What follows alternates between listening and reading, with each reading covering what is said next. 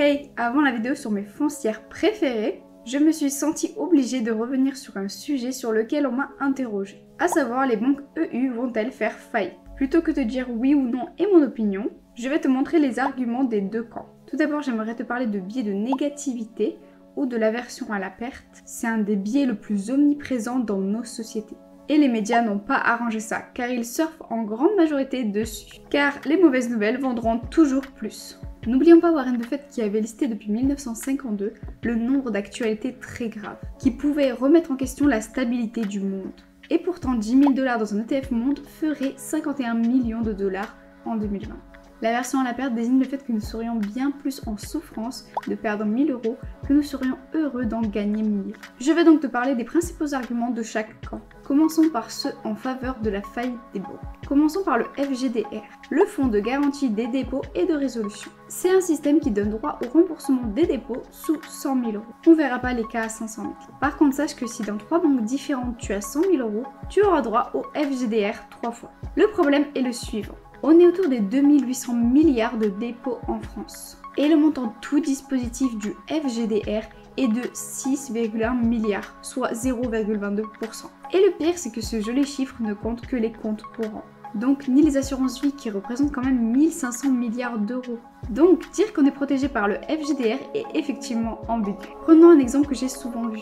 On trouve souvent l'exemple sur internet d'une banque qui aurait 600 milliards de dépôts. C'est simple, ce fonds de sécurité étant à 6 milliards. On m'a donc annoncé qu'on aurait tous 100 €. Super! Alors déjà, le FGDR est versé sous 7 jours, donc soyez contents. Et évidemment, je plaisante. Avant tout, on va regarder quelle somme y est éligible et ça sera bien moins. Car les clients gros comptes avec des millions ou dizaines de millions d'euros ne seront remboursés que de cette somme-là. Et les sommes éligibles sont bien plus basses que la totalité des dépôts. Plus une banque aura un grand pourcentage de clients, disons fortunés niveau dépôt, et plus elle aura de dépôts qui ne seront pas concernés par cette protection. A noter que les sociétés y ont droit aussi. Mais je pense quand même que si on retire en dépôt des banques tout ce qui dépasse 100 000 €, ça devrait mettre un sacré coup au chiffre. En plus, j'ai appris avec une certaine surprise que ce fonds n'était pas lié à l'État, mais géré par les banques. Ça m'a bien déçu pour être sincère. Et qu'en plus, c'était de l'argent investi et placé.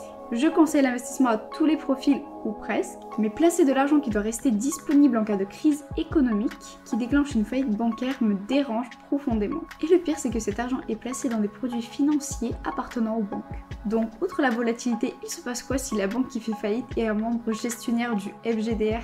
Voilà tous les arguments pour mettre à mal cette sécurité dont j'espère ne plus jamais prononcer le nom de ma vie. Donc clairement ce système ne suffit pas. Mais après il faut aussi être honnête, nous ne pouvons simplement pas couvrir les dépôts. Car pour couvrir les dépôts, il faudrait une énorme part de la masse monétaire. Et on ne peut pas protéger la masse monétaire des dépôts en multipliant cette partie en deux. Pour la couvrir, ça serait bien trop.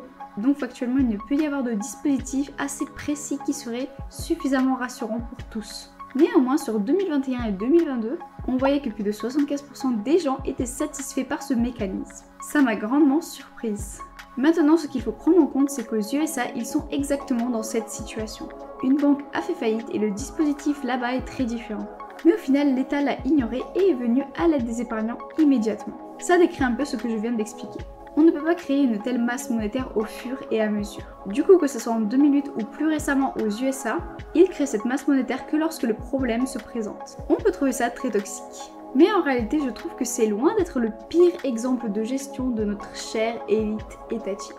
Puis ça nous permet de faire baisser nos PRU, et ça n'a pas de prix. C'est malheureux, mais il faut se dire que la question du FGDR ne se posera pas, car les banques centrales interviendront toujours avant. Ceci concerne la BCE et la Fed. Pour les autres, il peut y avoir des exceptions en fonction des engagements et des pays, mais pas dans notre cas. Les gens, et surtout les extrémistes crypto, abusent totalement dans l'urgence, selon eux, sur laquelle le système bancaire va s'effondrer. Ils sont probablement abonnés qu'à du contenu qui répète ça tous les jours. Et ne rigolez pas, il y en a énormément. Mais la phrase « too big to fail » est totalement vraie. La faillite de Lehman en 2008 le montre. Elle a coûté bien plus cher que n'aurait coûté son sauvetage. Et ça, tous les financiers et États ont retenu la leçon. C'est moralement très moyen car du coup, ils peuvent faire un peu ce qu'ils veulent, mais c'est vrai. Néanmoins, malgré le côté immoral, il faut retenir que pour les particuliers et l'économie qui est remplie de TPE-PME, on n'a simplement pas d'autre choix. Il faut aussi prendre en compte que la vitesse de hausse des taux est responsable des difficultés de pas mal de banques.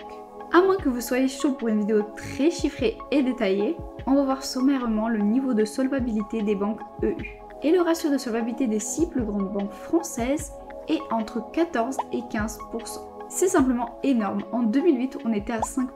Et l'impact de la protection de ça n'est vraiment pas négligeable. Après, dans la grande majorité du type de crise actuelle, elles ont souvent été amplifiées voire provoquées par des comportements irrationnels. Et en général par ceux justement criant à la fin des banques. Mais les réglementations Bâle, entre autres, sont quand même une des rares bonnes choses ayant été mises en place depuis 2008.